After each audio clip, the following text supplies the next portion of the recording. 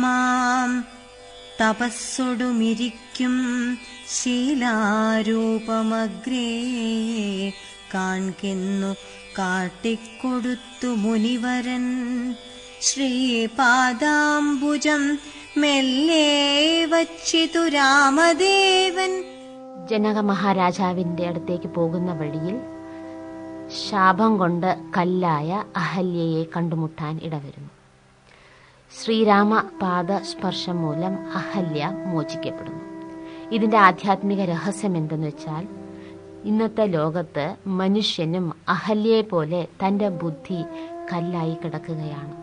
ചില സാഹചര്യങ്ങൾ കാരണം, ചില പ്രവൃത്തികൾ കാരണം മനുഷ്യന്റെ ബുദ്ധി കല്ലായിരിക്കുകയാണ്, മനസ്സ് കല്ലായിരിക്കുകയാണ്, വിവേകശൂന്യമായിരിക്കുകയാണ്, ഭാവന ഇല്ലാത്തവരായിരിക്കുകയാണ്.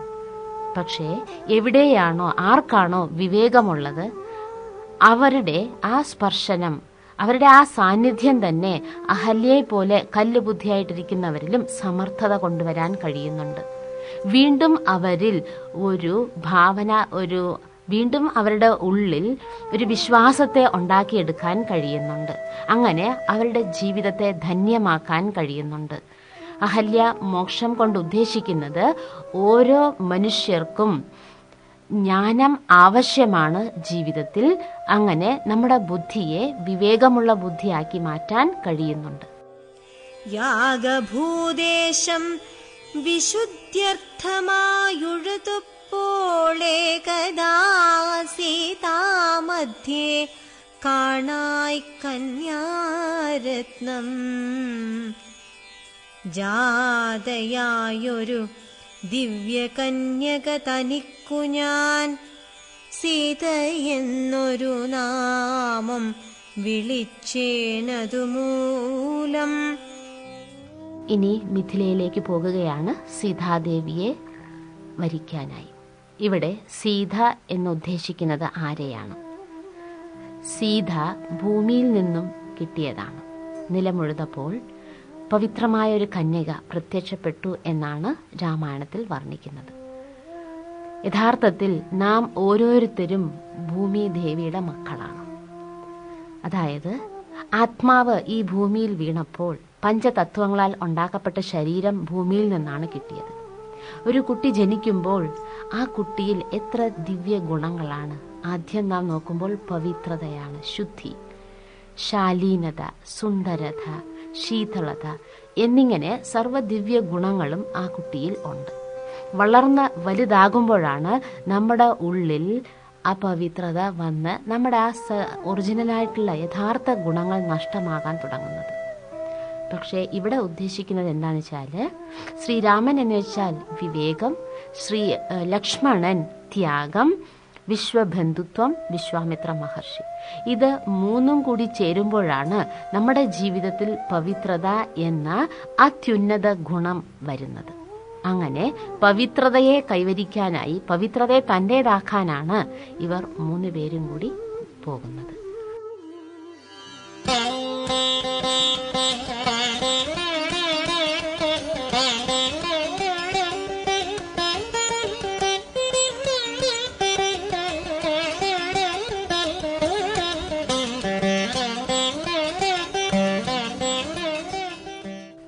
ജനക മഹാരാജാവിന്റെ ഒരു വ്യവസ്ഥയാണ്, ശിവചാപം ഒടിക്കുന്നവർക്ക് മാത്രമേ സീതയെ വരിക്കാൻ കഴിയുകയുള്ളൂ.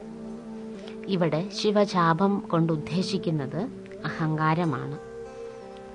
ഏതൊരു വ്യക്തിയാണോ അഹങ്കാരത്തെ നിശേഷം ഇല്ലാതാക്കുന്നത്, അവർക്ക് മാത്രമേ സീതയാകുന്ന പവിത്രതയെ കൈവരിക്കാൻ കഴിയുകയുള്ളൂ. അപ്പോൾ അഹങ്കാരത്തെ ഇല്ലാതാക്കണമെങ്കിൽ അവിടെ വിവേകം, അതായത് അറിവിന്റെ ആവശ്യം ഉണ്ട്. അതുകൊണ്ടാണ് ശ്രീരാമൻ എന്ന് പറയുന്ന വിവേകം ശിവചാപം, അഹങ്കാരത്തെ ഒടിച്ച് പവിത്രതയാകുന്ന സീതയെ കൈവരിച്ചത്. ഇവിടെ നാം അറിയേണ്ടത്, സാധാരണക്കാർക്ക് ശിവചാപത്തെ ഒടിക്കാനുള്ള ധൈര്യം ഉണ്ടാകില്ല. ഈ ശിവചാപം സാധാരണക്കാർക്ക് മുറിക്കുവാൻ സാധ്യമല്ല. സ്വാർത്ഥർക്ക് അത് തൊടാൻ പോലും അസാധ്യമായിരുന്നു. ഇടുങ്ങിയ ചിന്താഗതിക്കാർക്കും ഭീരുക്കൾക്കും അത് കാണുന്നത് തന്നെ ഭയമായിരുന്നു. അഹങ്കാരം ഇല്ലാത്തവർക്ക് മാത്രമേ ഇത് ഉയർത്തുവാനാകുകയുള്ളൂ. ജ്വലിച്ച തേജസ്സോടുമെടുത്തു വേഗത്തോടെ കുലച്ചു വലിച്ചുടൻ മുറിച്ചു ജിതശ്രമം നിന്നരുളുന്ന നേരമീരേഴു ലോകങ്ങളും ഒന്നു മാറ്റൊലി കൊണ്ടു വിസ്മയപ്പെട്ടു ജനം.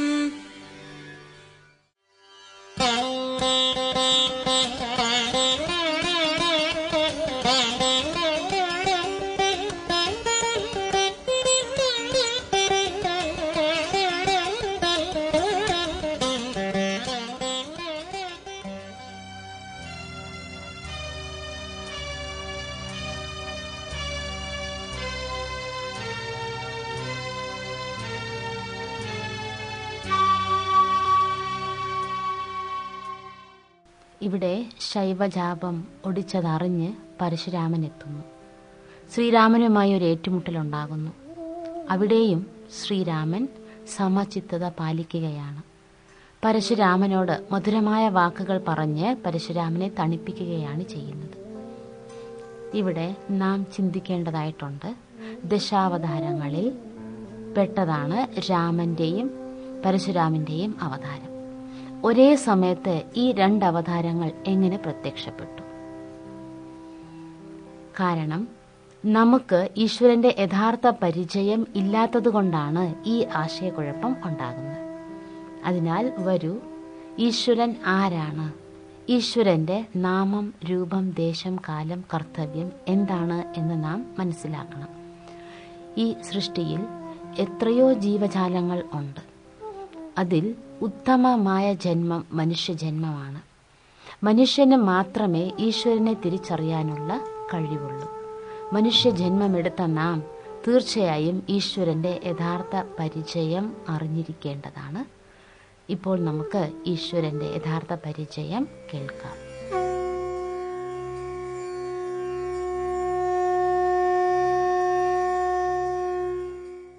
പരമാത്മാവ് നിരാകാരിയാണ്, ദിവ്യ ജ്യോതിസാണ്, വിശ്വത്തിൻ്റെ നാഥനാണ്. പരമാത്മാവിനെ കുറിച്ച് പറയുമ്പോൾ പരമാത്മാവ് അജന്മനാണ്, അതായത് ജന്മമരണ ചക്രത്തിൽ വരുന്നില്ല. അകർത്താവാണ്, കർമ്മങ്ങൾ ചെയ്യുന്നില്ല. അഭോക്താവാണ്, കർമ്മഫലങ്ങൾ അനുഭവിക്കുന്നുമില്ല. അതുകൊണ്ടാണ് നാം പരമാത്മാവിനെ പരമാത്മാവ് എന്ന് പറയുന്നത്. ഒരിക്കലും നാം പാവപരമാത്മാവ്, പുണ്യപരമാത്മാവെന്ന് പറയാറില്ല. കാരണം പരമാത്മാവ് കർമ്മങ്ങൾ ചെയ്യുന്നില്ല. ചെയ്യുന്നു, ചെയ്യിപ്പിക്കുന്നു, പക്ഷെ സ്വയം ചെയ്യുന്നില്ല പരമാത്മാവ്. ഇനി നമ്മൾ നോക്കുമ്പം പരമാത്മാവാണ് ഈ സൃഷ്ടിയിലെ സർവ ആത്മാക്കളുടെയും പിതാവായിരിക്കുന്നത്. 33 കോടി ദേവന്മാരുടെയെല്ലാം ദേവനാണ് പരമാത്മാവ്. പരമാത്മാവിന് തൻ്റെതായ ശരീരം ഇല്ലാത്തതുകൊണ്ടാണ് ശിവക്ഷേത്രങ്ങളിൽ ശിവലിംഗത്തെ വെച്ച് പൂജിക്കുന്നത്.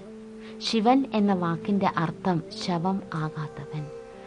ശിവൻ എന്ന വാക്കിന്റെ അർത്ഥം മംഗളകാരി, നന്മ ചെയ്യുന്നവൻ എന്നാണ്.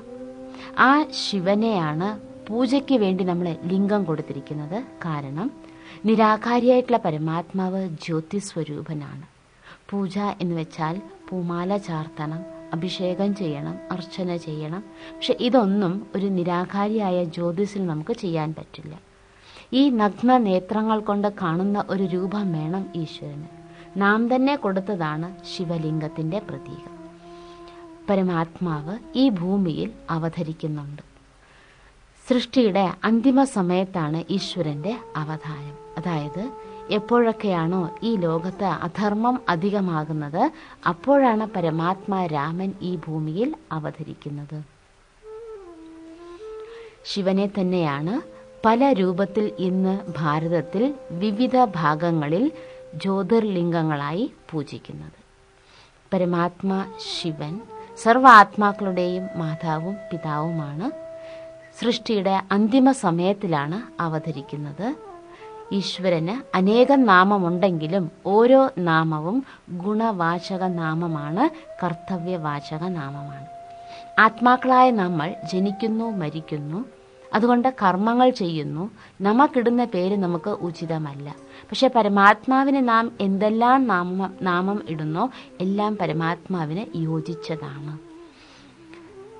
ത്രിമൂർത്തികളുടെയും നാഥനാണ് ശിവൻ. അതുകൊണ്ടാണ് ദേവാദിദേവൻ, മഹാദേവൻ എന്ന് പറയുന്നത്.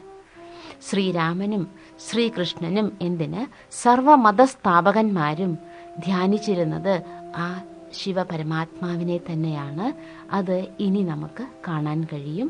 ശ്രീരാമനും ശ്രീലങ്കയ്ക്ക് പോകുന്നതിന് മുൻപ് രാവണനെ വധിക്കാൻ വേണ്ടി ശിവലിംഗത്തിൽ നിന്നും ശക്തി ആർജിച്ചെടുത്തതിൻ്റെ പേരിലാണ് രാമേശ്വരത്ത് രാമന്റെയും ഈശ്വരനായിട്ട് അവിടെ ശിവലിംഗത്തെ പൂജിക്കുന്നത്.